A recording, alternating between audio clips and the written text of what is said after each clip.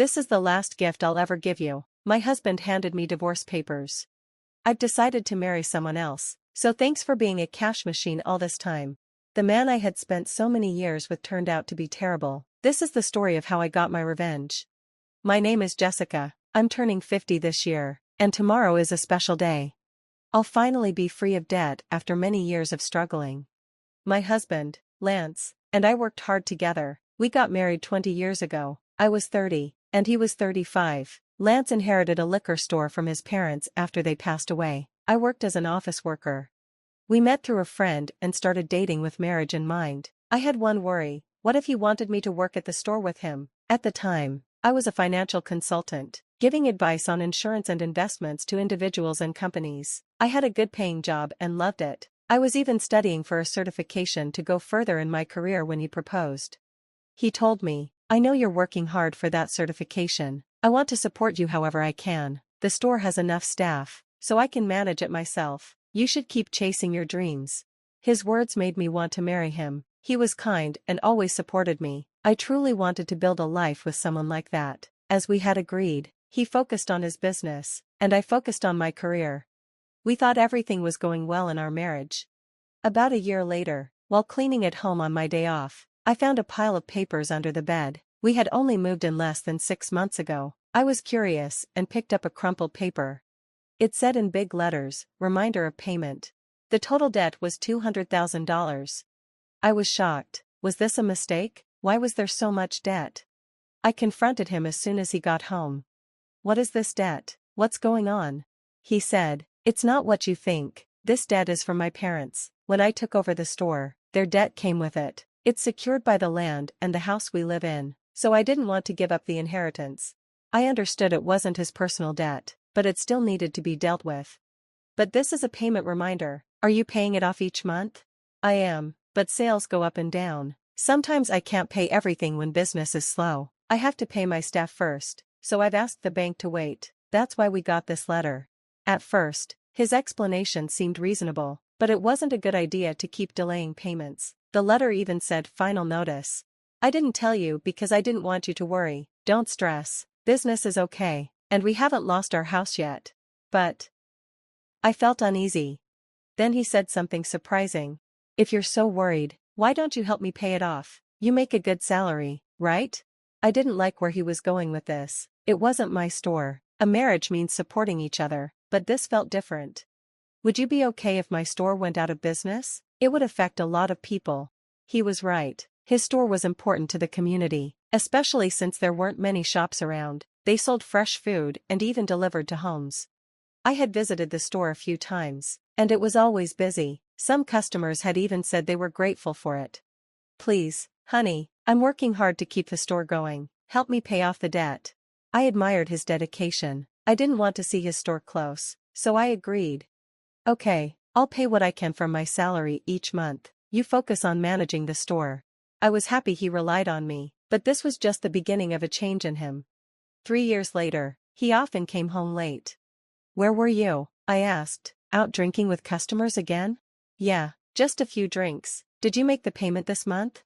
He started talking to me like he was giving orders. At first, I didn't think much of it, but it started bothering me after a while. He acted like it was normal for me to pay off his debt. By the way, Matt has a third kid now. I envy him. Matt was Lance's friend from high school. He also had his own business. Just like Lance, his wife worked at the store with him.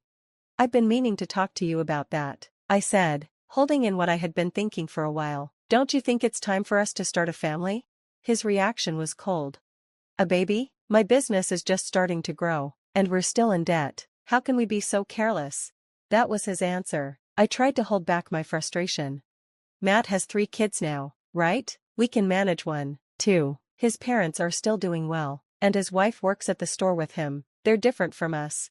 I couldn't argue with that. I always thought I'd have children after getting married, but my dream was crushed easily. "So, we can have a baby after I pay off your debts," he said. "Well, I guess that's how it will be. If you make a lot of money and pay off the debts quickly, maybe I'll think about it." His rude smile made me feel sick, but I was so focused on paying off the debt that I didn't think about how wrong it was, how foolish I was. Even though it was an unfair demand, I still wanted to have a family, so I didn't question it. I just kept working hard for Lance. I took extra qualifications, passed exams, and worked for a raise. I started earning much more than most women my age. I even paid off more of the debt early, but it still wasn't disappearing quickly. Before I knew it, I was 40. I had to give up on having children. I told myself I still had my husband, and that was enough. He relied on me, and I was willing to do anything for him. As long as I believed that, I felt happy. But as time went on, Lance started coming home later and later. Some days, he didn't come home until the morning. I would be working at the store, and it would be sunrise before I realized it. One day, I had to go out with a customer, and by the time I got back, it was already morning.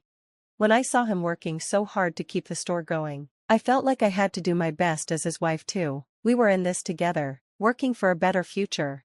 The months and years passed, and finally, the day came. I was about to make the last payment the next day. For all these years, I had given up on things like vacations or nice dinners to pay off the debt, but now, it was finally over. I could spend my money the way I wanted. I realized that since I got married, I'd focused too much on money. We had never taken a real vacation or gone to a fancy restaurant. Now, in my 50s, I hoped I could finally enjoy those things. The day the last payment was due, I took a day off. I cooked a special dinner, more luxurious than usual, opened a bottle of wine, and even baked Lance's favorite chocolate cake. I wanted to celebrate finally being debt-free together. When he came home, I laid everything out on the table and said, "Finally, it feels like it's been a long time, but these 20 years have gone by so fast, don't you think, honey?" He was trembling and kept his head down. I thought he might be crying out of happiness. But then, to my shock, he started laughing in a way I had never heard before. "What the hell is going on? Are you okay?" I asked. And then, the man who I had been married to for so long said the most outrageous thing. "You're dismissed now. I'm thankful for the last 20 years. Thanks to you paying off all my debt, I'm free now. Great job. I don't need you anymore." "What are you talking about?" I didn't understand what he meant. Then, he pulled something out of his bag. "This is my last present to you," he said, handing me a divorce petition. It hit me like a punch in the stomach. He proudly continued, "I've decided to marry someone else, so you're no longer useful to me. Thanks for being my cash machine." "You're getting remarried? Have you been cheating on me this whole time?" I asked, thinking back to how he always came home late, saying he was working or socializing, while I worked hard to pay off his debt, but his expression stayed smug. "I'll never read that. Unfaithful? I already have someone else in mind. I want a divorce and to marry her. That's why I've been waiting for you to pay off my debt." Tears started to form in my eyes, and I felt even more heartbroken looking at the meal I had prepared. "Get out of here," he said, handing me the divorce papers. My blood began to boil faster than my sadness or frustration could take over. "Okay, but you won't regret it," I said through clenched teeth. "No, I won't. Why would I regret divorcing an old hag like you?" "An old hag?" I was stunned. If anyone was the old fool here, it was him. Did he think he was still young? His ridiculous words helped me snap out of my shock. I took the divorce papers. "I'm taking these with me for now, and I'll be in touch." I packed my things and left the house. How could my 20 years of marriage end so easily? Alone. I finally cried out of emptiness and frustration. Then I called my attorney to start the divorce process and had him send the papers to Lance. I also asked for information on his new bride-to-be. Not long after, I got a call from him. "Hey Jessica, what the hell is this document?" He sounded furious. I could picture his face turning red even over the phone, but I stayed calm. "That's a divorce agreement. What about it?" "I know what it is, but why am I being asked to pay you back?" He sounded shocked and kept yelling, "This is crazy. This isn't right." He was talking about the part where he had to repay the money I paid off for him. You did it out of your kindness, didn't you? Why are you bringing it up now?" he complained. "What do you mean? I did it as your wife, but if we're divorcing, that's a different story." It finally clicked for him. As soon as he asked for a divorce, I knew I'd have him pay back what he owed. My job as a financial consultant had given me connections, and I knew just what to do. I contacted experienced lawyers right away. The total amount, including the interest I paid for him, was just over $300,000. I was determined to get it back. He must have realized how serious I was when he saw the lawyer's name on the papers. He probably thought he could get rid of his wife without paying anything. How ridiculous. "You know I don't have that much money," he said.